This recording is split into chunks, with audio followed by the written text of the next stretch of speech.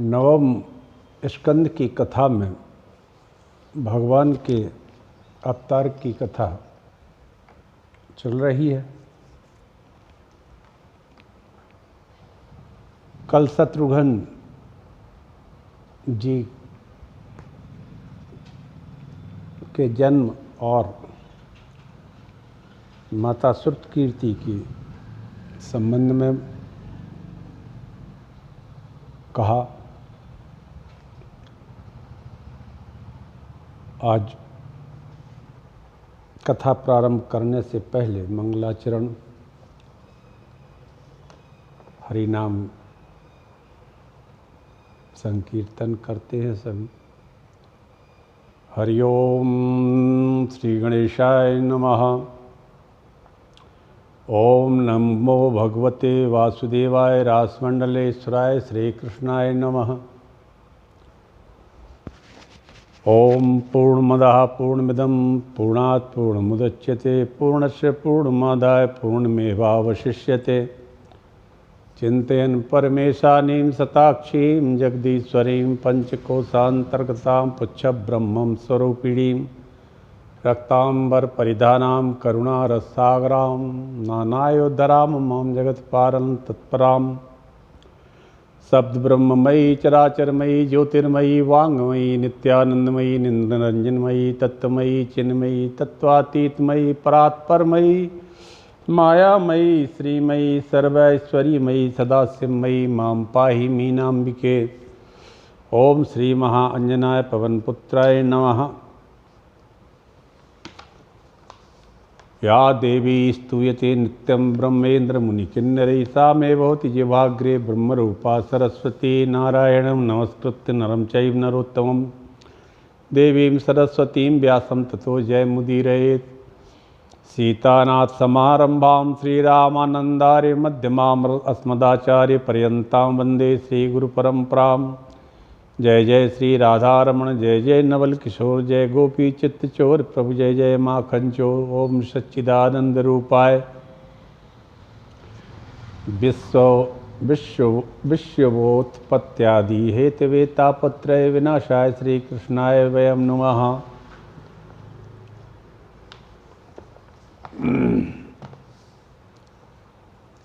सूर्यवंश की वंशावली में राम लक्ष्मण भरत शत्रुघ्न के रूप में भगवान श्री हरि प्रकट हुए। अब पहले शत्रुघ्न जी की व्याख्या की, क्योंकि श्रुत कीर्ति उनकी शक्ति है, जिसकी कीर्ति सुनने से हृदय के कलिमल जितने भी हैं वो धुल जाए। सभी शत्रु जो शरीर के अंदर काम क्रोध आदि बैठे हैं वे सब भाग जाएं, जिसकी कीर्ति सुनने से। ऐसे शत्रुघ्न जी और माता श्रुतकीर्ति के बारे में कल कहा। आज लक्ष्मण जी के चर्चा प्रारंभ करते हैं। शत्रुघ्न लाल जी के बड़े भैया लक्ष्मण जी हैं, जिनके जीवन में एक ही लक्ष्य है और वह लक्ष्मण हैं। और लक्ष्मण जी का एक ही लक्ष्य है, उन्हें राम जी के अतिरिक्त किसी से कोई मतलब नहीं है। शास्त्र कहते हैं मातृ देवो भव पितृ देवो भव आचार्य देवो भव। तैत्तरीय उपनिषद शिक्षावल्ली में यह प्रसंग आता है। यही शिक्षा राम जी ने भी लक्ष्मण जी को दी। भैया लक्ष्मण भरत शत्रुघ्न मामा जी के यहाँ गए हैं और माता पिता से हमें बन जाने का आदेश मिला है। अब सारी अयोध्या का दायित्व तुम्हारे कंधे पर है, इसलिए लक्ष्मण अब यहीं रह कर के अयोध्या में माता पिता की सेवा करो। इस पर लक्ष्मण जी ने तो सीधा जवाब दिया, मुझे किसी से कोई मतलब नहीं। राम जी ने कहा लक्ष्मण जी अब अयोध्या की देखभाल करो, मैं तो जा रहा हूँ वन माता पिता के आदेश से, आज्ञा से। लक्ष्मण जी बोले हमें किसी से कोई लेना देना नहीं है सिवाय प्रभु आपके। गुरु पितु मातु न जानहु काऊ। गोसाई जी लिखते हैं रामायण में, गुरु पितु मात न जानहु काऊ, करहु स्वभाव नाथ पत जाऊ। गुरु पितु मात न जानहु काऊ, करहु स्वभाव नाथ पति जाऊ। अब तुलना करें, यह तीनों का नाम ले दिया। मातृ देवो भव, पितृदेवो भव, आचार्य देवो भव। और लक्ष्मण जी कह रहे हैं गुरु पितु मात न जानहु काऊ। राम जी बोले ये तुम बोल रहे हो भाई, जब माता पिता गुरु को नहीं मानते तो फिर संसार में तुम किसे मानते हो? तो लक्ष्मण जी बोले संसार के जितने नाते हैं उन समस्त नातों को मैंने आप में देखा है। हे श्री हरि, हे रघुनाथ जी, हे भैया, जितने नाते हैं तात मात गुरु सखा तुम सब ही हित मेरो। तुलसीदास विनय पत्रिका में भी गोसाई जी ने लिखा। वो सब जितने भी नाते हैं हे गोविंद, वह मैंने आप में देखा है। मोरे सब ही एक तुम स्वामी, मोरे सब ही एक तुम स्वामी, दीन बंधु उर अंतर्यामी। माता रामो मत पिता रामचंद्रहा, स्वामी रामो मत सखा रामचंद्रहा। सर्वस्व में रामचंद्रो, दयालुर्नान्यम जाने नैव जाने न जाने। अन्य किसी को जानता नहीं। भगवान बोले तुम सही कह रहे हो, क्योंकि रोज सभी लोग मुझे प्रणाम करते समय यही कहते हैं, त्वमेव माता च पिता त्वमेव, त्वमेव बंधुश्च सखा त्वमेव। हर आदमी जो भी आता है वो यही तो कहता है, त्वमेव माता च पिता त्वमेव, त्वमेव बंधुश्च सखा त्वमेव। अरे भाई, सभी भगवान को ऐसा ही मानते हैं, देखते हैं, पर वे केवल कहते ही कहते हैं। बचपन से कुछ क्लासों में पढ़ाया भी गया है, त्वमेव माता च पिता त्वमेव, लेकिन वो पढ़ाया ही गया है और पढ़ते पढ़ते बड़े हो गए, और बड़े होते होते भी यही कहते रहते, त्वमेव माता च पिता त्वमेव, त्वमेव बंधुश्च सखा त्वमेव।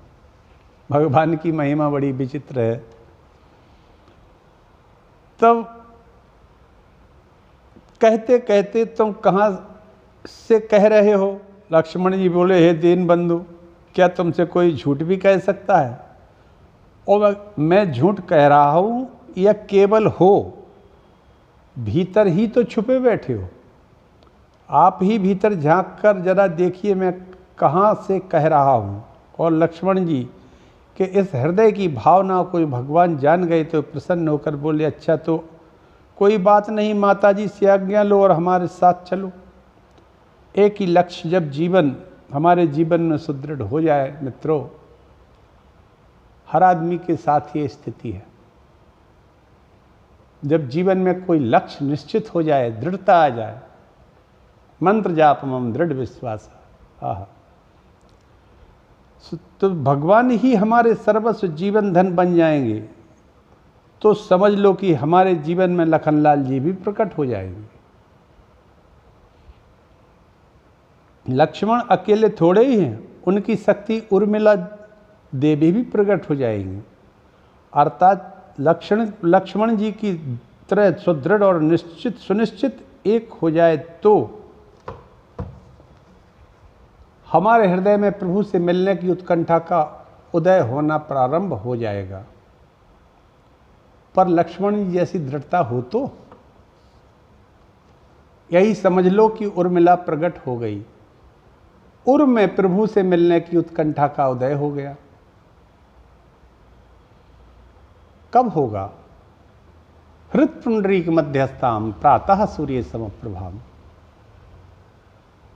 अथर्व शीर्ष। उर्मिला, लक्ष्मण जी सी दृढ़ता हो, तो उर्मे प्रभु से मिलने की उत्कंठा का उदय होना ही तो उर्मिला शक्ति की जागृति है। ये नाम ऐसे ही नहीं रखे थे।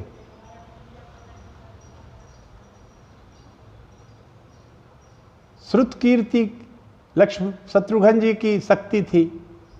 उनकी कल व्याख्या में भी कहा था कि जब हृदय में विकार नहीं होंगे तब भगवान का प्राकट्य होगा, काम क्रोध आदि शत्रु जितने हैं उनका सफाया हो जाएगा। जिसकी कीर्ति सुनने थे उस श्रुत कीर्ति, उनका नाम है, शत्रुघ्न जी की शक्ति है।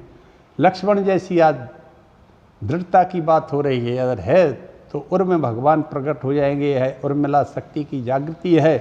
प्रभु कहाँ मिलेंगे, कैसे मिलेंगे, कब मिलेंगे, इसकी निरंतर उत्कंठा बढ़ती चली जावे तो समझ लो कि लक्ष्य तो दृढ़ है और हमारी उत्कंठा बढ़ रही है। और लक्ष्मण और उर्मिला का जोड़ा जहाँ प्रकट हुआ हृदय के भवन में, तो हमने 2 सीढ़ी पार कर ली। 2 सीढ़ी माने शत्रुघ्न जी की और लक्ष्मण जी की।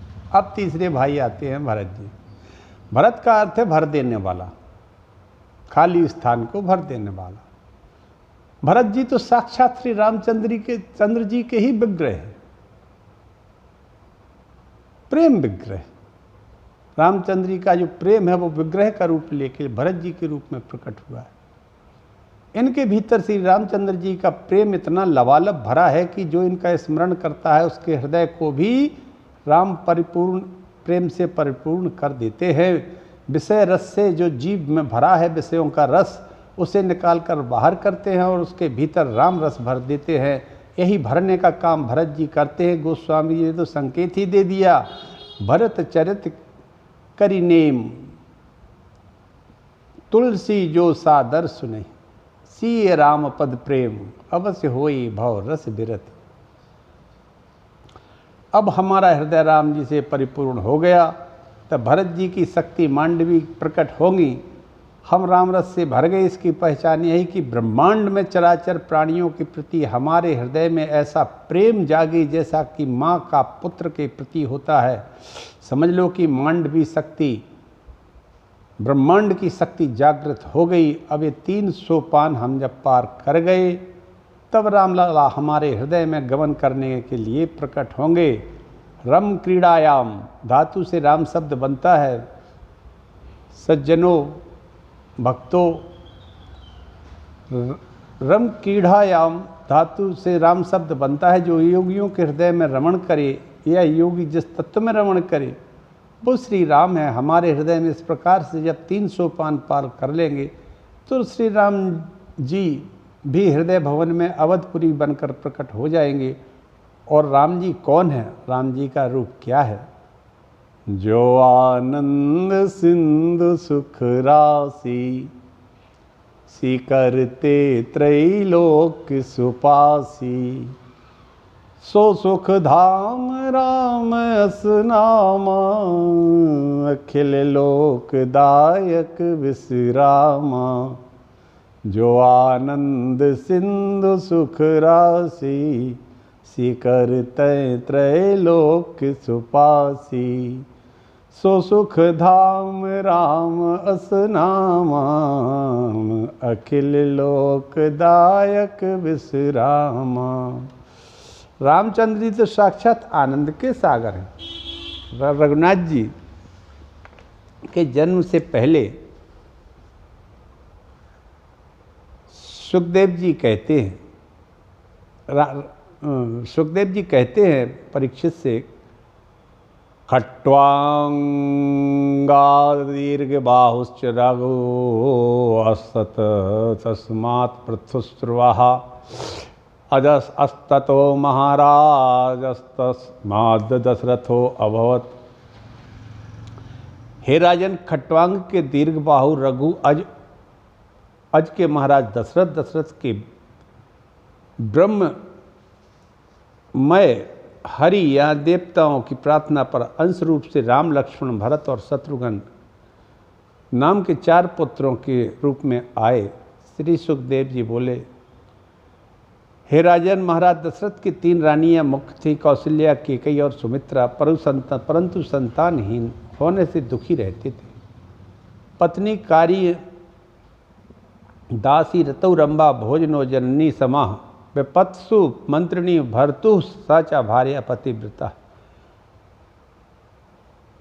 एक बार भूपति मन माही, एक बार भूपति मन माही, भय गलानी मोरे सुत नाही। गुरु ग्रह गयो तुरत मही पाला, चरण लागी करी विनय विशाला। निज दुख सुख सब गुरहि सुनायो, कही वशिष्ठ बहुविधि समझायो। श्रृंगी ऋषि वशिष्ठ बुलावा, पुत्र काम शुभ यज्ञ करावा।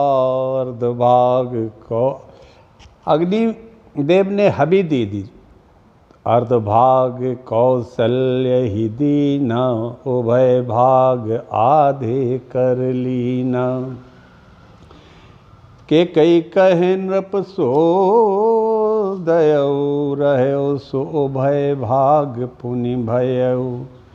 कौशल्या के कई हाथ धरी, दीन सुमित्र ही मन प्रसन्न करी। नवमी तिथि मधुमास पुनीता, शुक्ल पक्ष अभिजित हरि प्रीता। मध्य दिवस अति शीत न घामा, पावन काल लोक विश्रामा। विप्रधैन सुर संत हित, लीन मनुज अवतार। निज इच्छा निर्मित तनु, माया गुण गोपाल। भय प्रगट कृपाला, दीन दयाला। कौशल्या हितकारी, हर्षित महतारी। मुनि मनहारी, अद्भुत रूप विचारी। बालकांड में बहुत अच्छा गोसाई जी ने राम जन्म लिखा है। नामकरण किया गया भगवान का। जो आनंद सुंध सुख राशि, सी करते त्रैलोक्य सुपासी। वैसे तो इनके नाम अनेक है, इनके नाम अनेक अनूपा। मैं नृप कहब सुमति अनुरूपा। जो आनंद सिंधु सुख राशि, सी करते त्रैलोक्य सुपासी। सो सुख धाम राम अस नामा, अखिल लोकदायक विश्रामा। विश्व भरण पोषण कर जोई, ताकर नाम भरत अस होई। जाके सुमिरन तेरि पुनासा, राम शत्रुघ्न वेद प्रकाशा। लक्षण धाम राम प्रिय, सकल जगत आधार। गुरु वशिष्ठ तेहि राखियो, लक्ष्मण नाम उदार। भगवान राम भाइयों से दशरथ जी के आंगन में खेलते खेलते विचरण करते हैं। धूरी भरे अति श्याम शोभित श्याम जू, तैसी बनी सिर सुंदर चोटी। खेलत खात फिरे अंगना, पग पैजनी बाजत पीरी कछोटी। या छवि को रस खान बिलोकत, भारत काम कला नित कोटि। काग के भाग कहिए, हरि हाथ सो ले गए माखन रोटी।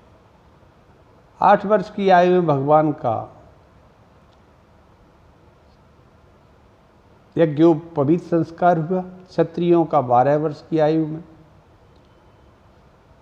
ब्राह्मण का 8 वर्ष की आयु में, क्षत्रिय का 12 वर्ष की आयु में होता है। यज्ञोपवीत संस्कार वैश्य का 14 वर्ष की आयु में होता है। बरदंत की पंगति कुंद कली, अधराधर पल्ल खोलन की। घुंघरारी लटें लटके मुख, ऊपर कुंडल लोल कपोलन की। चपला चमके घन बीच, छबे छवि मोतिन माल अमोलन की। न्योछावर प्राण करे तुलसी, बलि जाऊं ललाजु के बोलन की।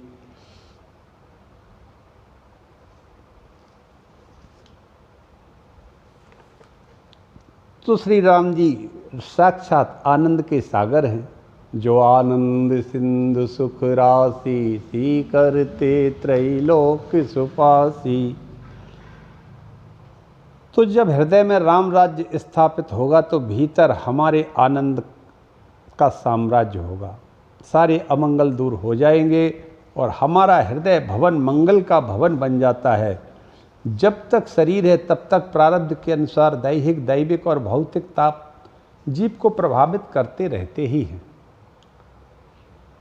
जीवन जब तक है तो ये जीवात्मा जब इस शरीर में रहेगा तो इसको दैहिक, दैविक और भौतिक तापों से जूझना पड़ता है, होते रहते हैं, आएंगे जाएंगे, आएंगे जाएंगे। परंतु यदि भीतर राम जी या क्या आनंद विराजमान है तो ये त्रिविध ताप जो हैं, दैहिक, दैविक की आग में जो हम तप रहे हैं, उस संताप को दूर करने के लिए सीता जी शीतल छांव बनकर सिर पर अपना कृपामय वरद हस्त रख देती है। हम कितने तापों से तपते हैं, लेकिन यदि राम राज्य स्थापित, आनंद का राज्य यदि स्थापित हृदय में हो गया तो माता जानकी जी जो इस ताप की आग में जो हम तप रहे हैं, किसी की जलन से तप रहे हैं, किसी के ऐश्वर्य से तप रहे हैं और ना जाने किन किन कारणों से हम आग में जलते रहते हैं, लेकिन ये जलन खत्म हो जाएगी जी सीता जी सर पर हाथ रख दें शीतल अपना, और वो रखेंगी तभी जब रघुनाथ जी का साम्राज्य हृदय में होगा। भगवान आनंद, राम जी का आनंद विराजमान है, तब ही ये ताप हमें सीता जी की शीतल छांव बनकर सिर पर अपना कृपा में वरद हस्त रख देंगी, ऊपर से किशोरी जी का कृपा में वरद हस्त होगा तो त्रिताप की ज्वाला भी शांत हो जाएगी। सज्जनों, बड़ी धूप पड़ रही है तो धूप को तो हम शांत नहीं कर सकते, पर छाता तो लगा सकते हैं, और छाता यदि लग गया तो धूप शांत या कम हो सकती है। तो त्रिताप जो जीव को सता रहे हैं उनको शीतल करने के लिए किशोरी जी की कृपा की छांव होगी और भीतर हमारे राम जी आनंद सिंधु बनकर रमण करेंगे, तो भीतर का आनंद और भीतर की शीतलता प्राप्त हो जाएगी और जीव शाश्वत शांति और शाश्वत सुख को प्राप्त करने में आज भी समर्थ हो सकता है।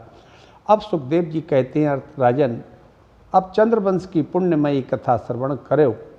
अथा श्रूयताम राजन वंशा सोमस्य पावनः। भगवान रामचंद्र जी की कथा इतनी कहने के बाद चंद्रवंश की कथा से सुखदेव जी कहते हैं, यस्मिन्नैलादयो भूपः कीर्त्यन्ते पुण्य कीर्तयः। सुखदेव जी कहते हैं, राजन अब चंद्रवंश की पुण्यमयी कथा का श्रवण करें। भगवान नारायण के नाभि कमल से ब्रह्मा के बेटा अत्रि मुनि, अत्रि के बेटा चंद्रमा, जिनसे चला चंद्रवंश, चंद्रमा का बेटा हुआ बुध, बुध के बेटा पुरुरुवा हुए, इन्हीं पुरुरुवा का एल हुआ, एल का विवाह उर्वशी अप्सरा से हुआ था।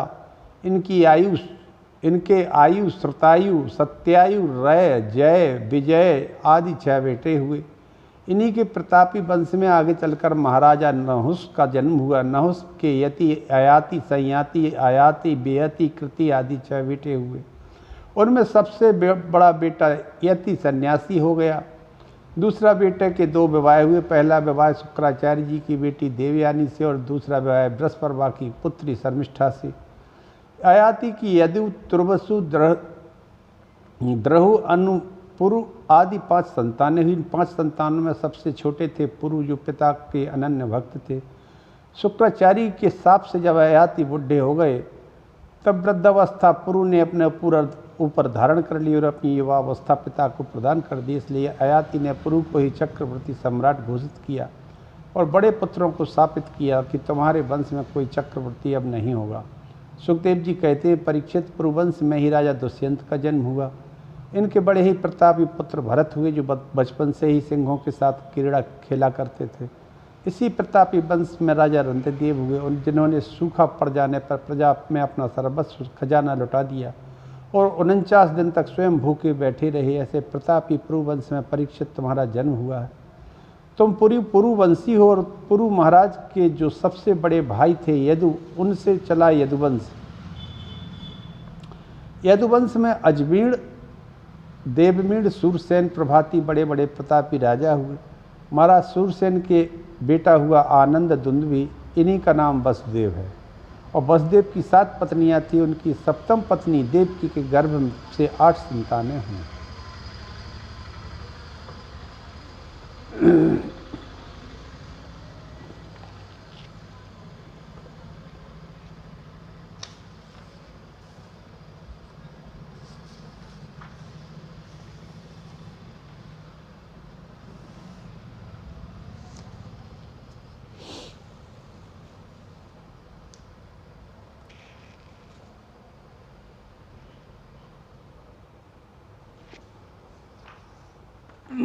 इसी के साथ आज की कथा को यही विश्राम देता हूँ।